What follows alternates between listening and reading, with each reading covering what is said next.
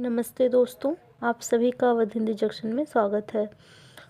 आज हम पढ़ेंगे व्याकरण। व्याकरण में हम वर्णमाला से शुरुआत करेंगे।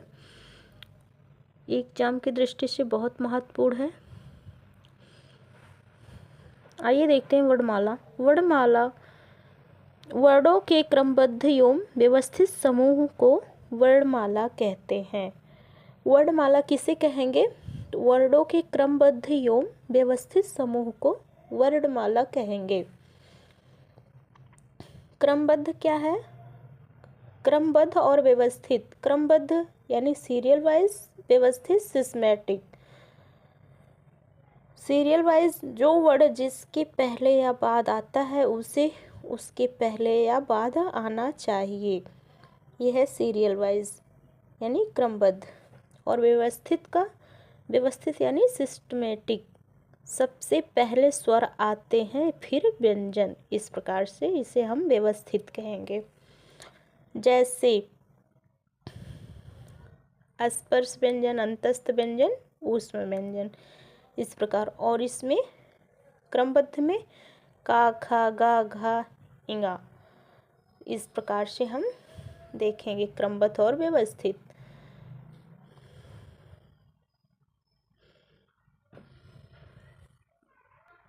नमस्ते दोस्तों, आप सभी का अवध हिंदी जंक्शन में स्वागत है। आज हम पढ़ेंगे व्याकरण में वर्णमाला से शुरुआत करेंगे। आइए देखते हैं वर्णमाला क्या है। वर्णमाला वर्णों के क्रमबद्ध एवं व्यवस्थित समूह को वर्णमाला कहते हैं। क्रमबद्ध और व्यवस्थित।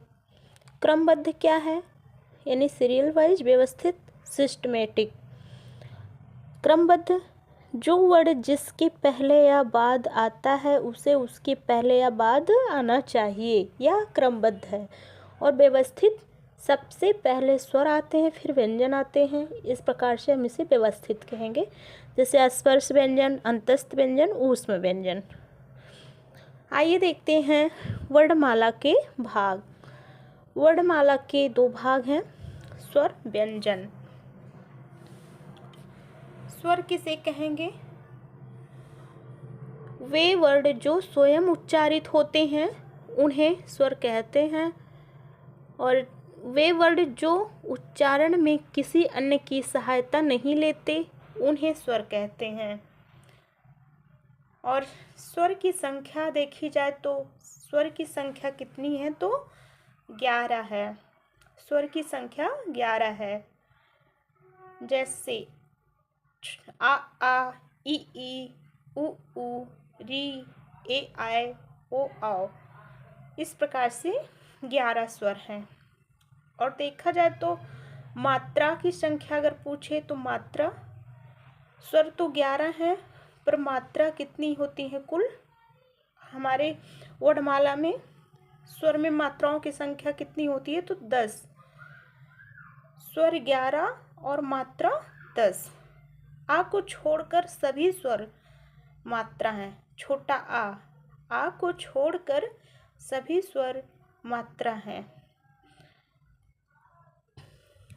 आगे हम देखते हैं व्यंजन। नमस्ते दोस्तों, आप सभी का अवध हिंदी जंक्शन में स्वागत है। आज हम व्याकरण की शुरुआत करेंगे, जिसमें हम सबसे पहले वर्णमाला का अध्ययन करेंगे। वर्णमाला वर्णों के क्रमबद्ध एवं व्यवस्थित समूह को वर्णमाला कहते हैं। क्रमबद्ध, व्यवस्थित। नमस्ते दोस्तों, आप सभी का अवध हिंदी जंक्शन में स्वागत है। आज हम पढ़ेंगे व्याकरण। व्याकरण में हम वर्णमाला से शुरुआत करेंगे। आइए देखते हैं वर्णमाला किसे कहते हैं। तो वर्णमाला वर्णों के क्रमबद्ध एवं व्यवस्थित समूह को वर्णमाला कहते हैं। क्रमबद्ध, व्यवस्थित। क्रमबद्ध यानी सीरियल वाइज, व्यवस्थित सिस्टमेटिक। क्रमबद्ध जो वर्ड जिसके पहले या बाद आता है उसे उसके पहले या बाद आना चाहिए। जैसे का, खा, गा, घ, या। तो इस प्रकार से क्रमबद्ध हम कहेंगे। और व्यवस्थित सिस्टमेटिक किसे कहेंगे, तो सबसे पहले स्वर आते हैं फिर व्यंजन। इस प्रकार से व्यवस्थित हो गया। आइए देखते हैं वर्णमाला के भाग। वर्णमाला को दो भागों में बांटा गया है, स्वर व्यंजन। आइए देखते हैं स्वर किसे कहते हैं। वे वर्ण जो स्वयं उच्चारित होते हैं उन्हें स्वर कहते हैं, और जो वर्ण जो उच्चारण में किसी अन्य की सहायता नहीं लेते उन्हें स्वर कहते हैं। और स्वरों की संख्या कुल 11 है। आ इ ई उ री ए आई ओ औ। इस प्रकार से हमारी स्वरों की संख्या 11 है। और अगर मात्रा की संख्या देखेंगे तो मात्रा की संख्या कुल 10 है। मात्रा की संख्या कुल 10 है। सभी स्वर मात्रा हैं आ को छोड़कर, छोटा आ को छोड़कर सभी स्वर मात्रा में आते हैं। स्वरों का विभाजन। स्वरों का विभाजन उत्पत्ति या निर्माण की दृष्टि से, मात्रा की दृष्टि से, जिह्वा की उच्चारण स्थिति की दृष्टि से। तो आइए हम देखेंगे अब उत्पत्ति या निर्माण की दृष्टि से स्वर के भेद। तो 3 भेद हैं। उत्पत्ति के आधार पर स्वर के 3 भेद हैं, मूल स्वर, दीर्घ स्वर, संयुक्त स्वर। मूल स्वर।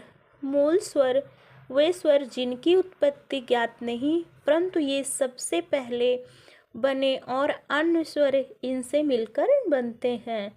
जो अन्य स्वरों का आधार है उसे हम मूल स्वर कहते हैं।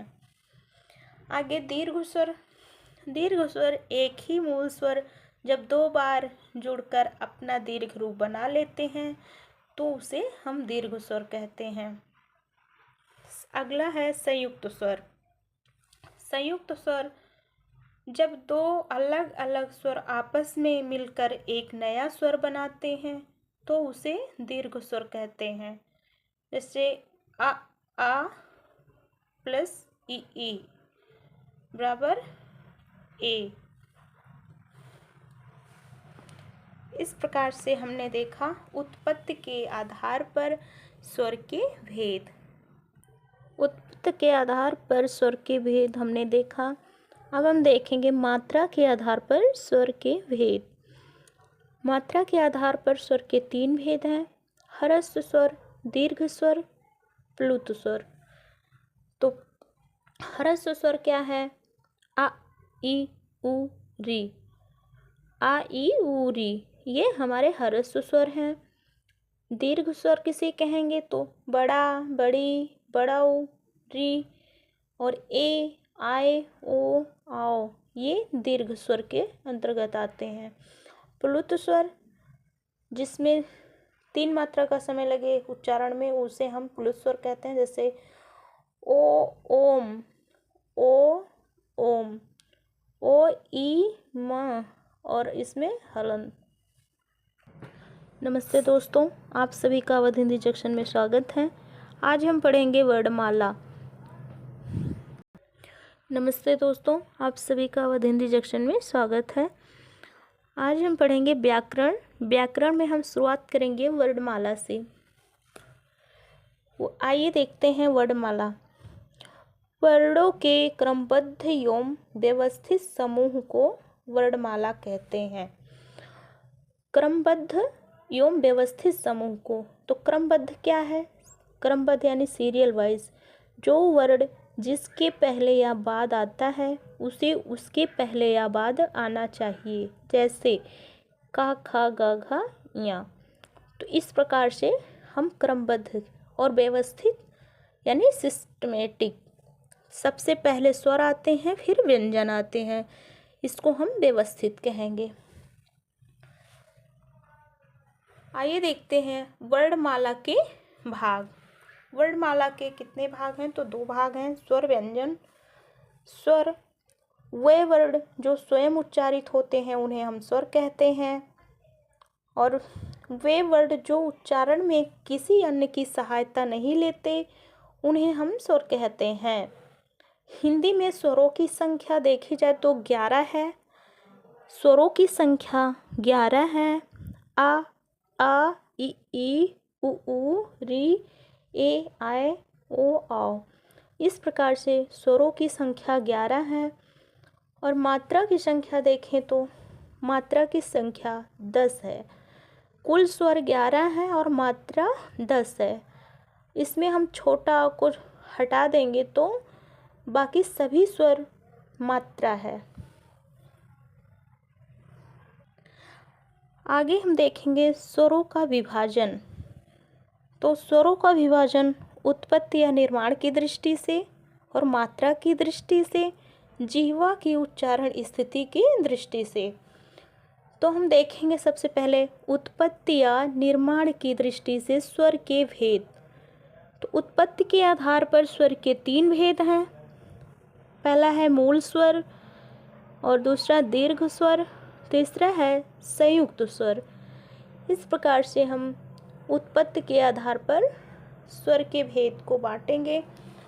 आगे हम देख रहे हैं कि मूल स्वर किसे कहेंगे तो वे स्वर जिनकी उत्पत्ति ज्ञात नहीं परंतु ये सबसे पहले बने और अन्य स्वर इनसे मिलकर बनते हैं। जैसे आ ई उ री जो अन्य स्वरों का आधार है। आ ई उ री ये मूल स्वर हैं। आगे हम देखेंगे दीर्घ स्वर। तो दीर्घ स्वर में एक ही मूल स्वर जब 2 बार जुड़कर अपना दीर्घ रूप बना लेता है तो उसे दीर्घ स्वर कहते हैं। जैसे बड़ा, बड़ी, बड़ऊ। ऐसे संयुक्त स्वर को देखेंगे तो जब 2 अलग अलग स्वर आपस में मिलकर एक नया स्वर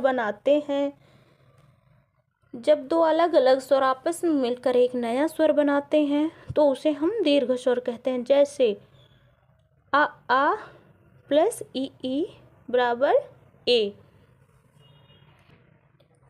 नोट, री का वर्तमान में प्रयोग नहीं है।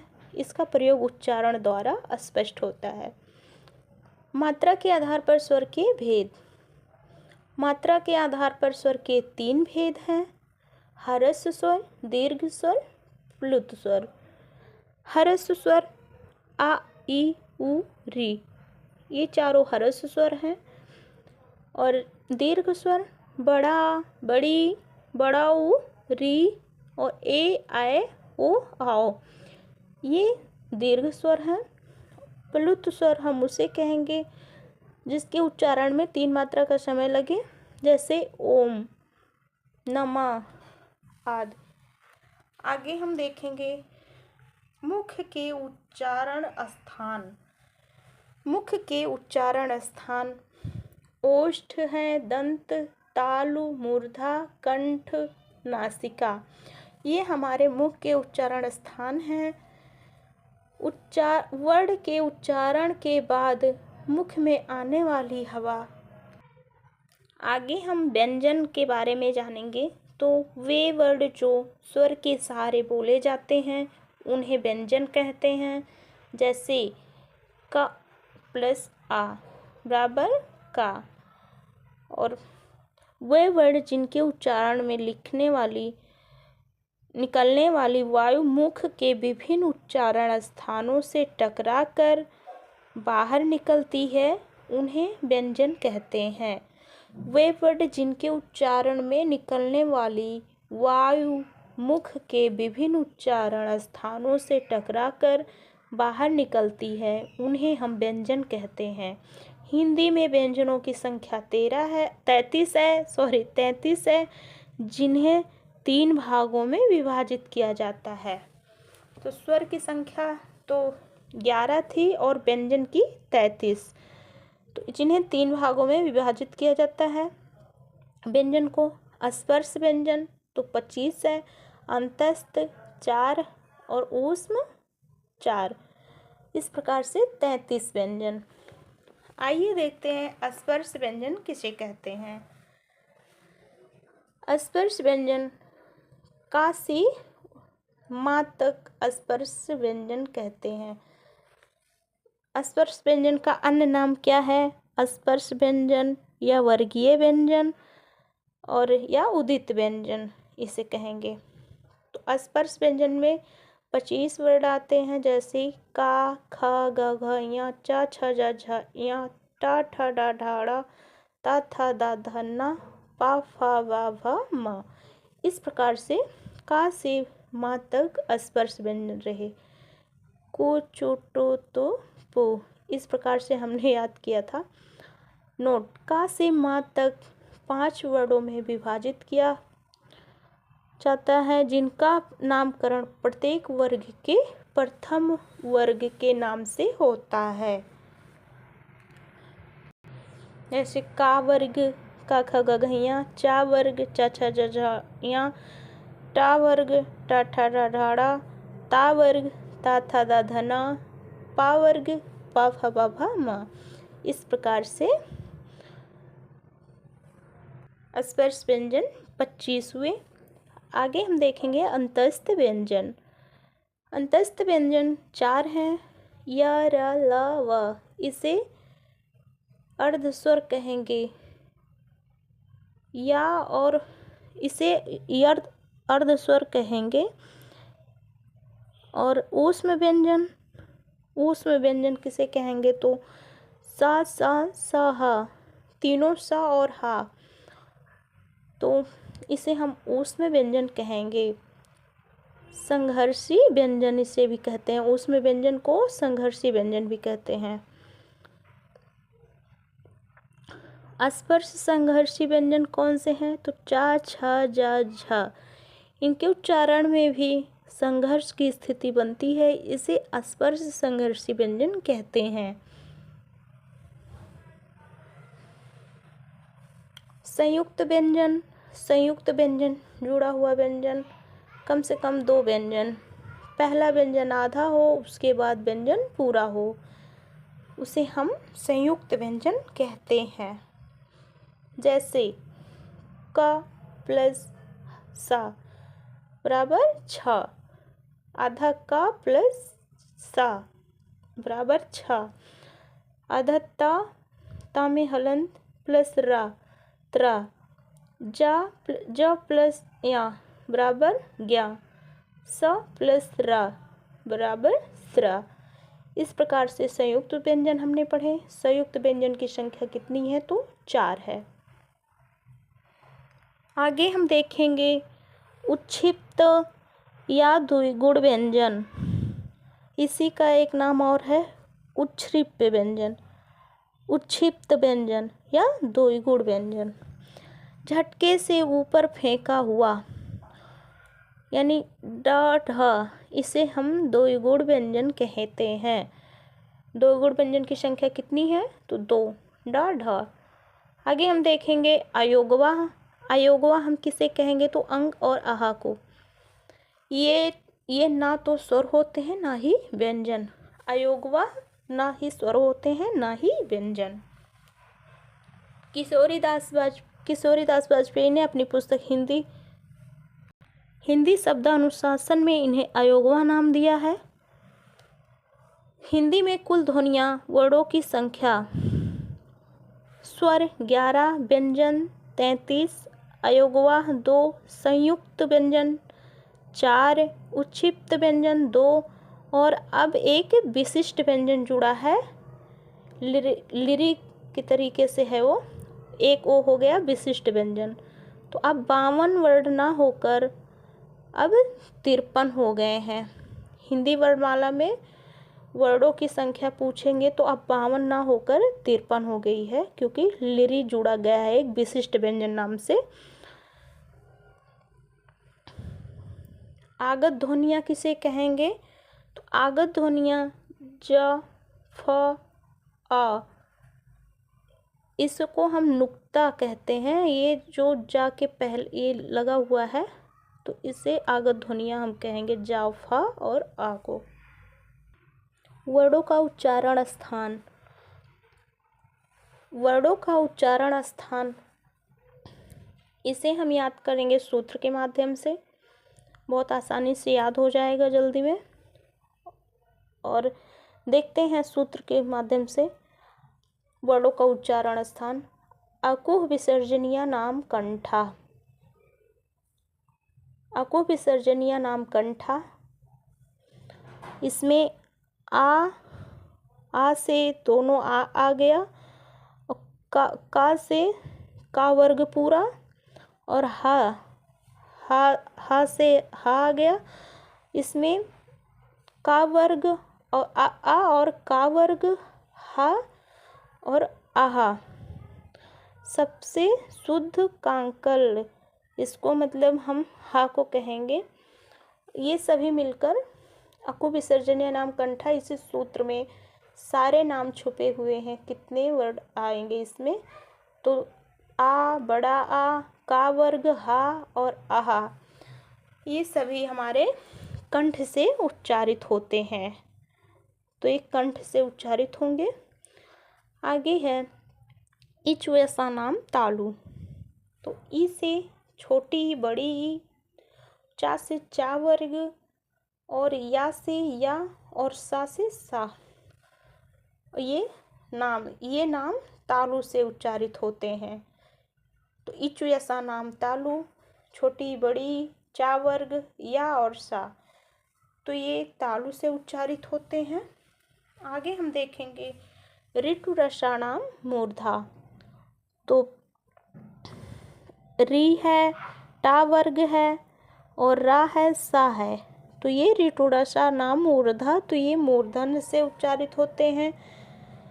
अब आगे देखेंगे आगे है ऋतु लसा नाम दंता।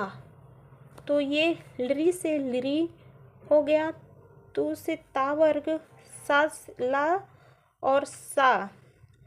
लिरी कभी दीर्घ नहीं होता है। ये इस प्रकार से हमारे लिरी, ता वर्ग और ला और सा ये मिलाकर दंत से सभी उच्चारित होते हैं। आगे उपमध्यानाम ओष्ठा। उपमध्यानाम ओष्ठा, ये छोटा ऊ, बड़ा ऊ और पा वर्ग, ये सभी ओष्ठ से उच्चारित होते हैं। इसे हम सूत्र में उपमध्यानाम ओष्ठा कहेंगे। आगे है वकार दंतोष्ठा। ये ड़ा दंतोष्ठ से उच्चारित होता है। और कंठ ताल के अंतर्गत ए आय आएगा, कंठोष्ठा ओ और आओ आएगा। ये किस प्रकार से बनते हैं तो देख लेंगे। आ प्लस ऊ, आ कंठ है और ऊ जो है ओष्ठ है, तो कंठोष्ठ। तो इस प्रकार से ओ बना, आ प्लस ऊ मिलाकर ओ, तो ये कंठोष्ठ हो गया। अनुनासिक, जिनका उच्चारण नाक और मुंह दोनों से होता है उन्हें हम अनुनासिक कहते हैं। अनुस्वार किसे कहेंगे? तो अनुस्वार, जिनका उच्चारण केवल नाक से होता है उन्हें हम अनुस्वार। अनुनासिक नाक और मुंह दोनों से उच्चारित होता है, अनुस्वार केवल नाक से। आगे हम देखेंगे प्राण या वायु के आधार पर वर्णों का विभाजन। तो प्राण या वायु के आधार पर वर्णों का विभाजन दो भागों में बांटा गया, अल्प प्राण एवं महाप्राण। जिनको बोलने में कम वायु लगे उन्हें हम अल्प प्राण कहेंगे, और जिन्हें बोलने में हमें ज़्यादा वायु लगे उन्हें हम महाप्राण कहेंगे। आइए देखते हैं अल्प प्राण। तो जैसे का वर्ग, चा वर्ग, टा वर्ग, ता वर्ग, पा वर्ग, यारा, लावा, सा सा सहा, ये सभी को हम लिखेंगे और हम देखेंगे प्रत्येक वर्ग का पहला, दूसरा और पहला, तीसरा, पांचवा, ये आगे से हमारे सभी अल्प प्राण हो जाएंगे, और दूसरा और चौथा जो है महाप्राण। जैसे 2, 4 महाप्राण, 1, 3, 5 अल्प प्राण। का गा इया, चा जा इया, टा डा अड़ा, और ता दा ना, पा बा मा, या रा ला वा, और सभी स्वर, ये मिलके अल्प प्राण। और महाप्राण में 2, 4 वर्ग का दूसरा और चौथा वर्ग, और तीनों सा और हा, ये महाप्राण। सभी वर्गीय व्यंजनों का 1, 3, 5 वर्ण अल्प प्राण होता है और अंतस्थ व्यंजन अल्प प्राण में आता है और सभी स्वर अल्प प्राण। सभी स्वर 11 लावा और पहला, तीसरा, पांचवा ये अल्प प्राण। महाप्राण में वर्गीय व्यंजनों का दूसरा तथा चौथा वर्ण महाप्राण होता है। ऊष्म व्यंजन महाप्राण होते हैं। आगे हम देखेंगे घोषत्व के आधार पर वर्ण के भेद। घोषत्व के आधार पर वर्ण के 2 भेद हैं, आघोष, साघोष। आघोष किन्हें कहेंगे तो वर्ग का पहला, दूसरा और तीनों सा ये आघोष में आते हैं। जैसे क, ख, च, छ, त, ठ, त, थ, प, फ और तीनों सा ये आघोष में आते हैं। साघोष तो साघोष तीसरा, चौथा, पांचवा, 11 लावाहा सभी स्वर ये सघोष कहे जाते हैं। जैसे गा, घा, या, जा, झा, या, डा, ढाड़ा, दा, धाना, बा, भामा, 11 लावा हा और सभी स्वर। वर्ण के अन्य महत्वपूर्ण तथ्य। पार्श्विक व्यंजन। पार्श्विक व्यंजन किसे कहेंगे तो ला को लह पार्श्विक व्यंजन है। ला और लह और लुंठित रा और रह को। मुख विकार के खुलने के आधार पर स्वर के भेद। यह हमने नहीं देखा था, अब देख ले रहे हैं। इसके 4 भेद हैं। मुख विकार के खुलने के आधार पर स्वर के भेद 4 हैं। और जैसे देखते हैं विवृत स्वर, संवृत स्वर, अर्धविवृत स्वर, अर्धसंवृत स्वर। तो विवृत स्वर इसमें बड़ा आता है संवृत में और ई उ ऊ। अर्धविवृत ऐ आओ और अर्धसंवृत में ए और ओ ये अर्धसंवृत में आता है। इस प्रकार से हमने स्वर और व्यंजन को पढ़ा। वीडियो अच्छी लगी तो शेयर करें, लाइक करें, सब्सक्राइब करें। धन्यवाद।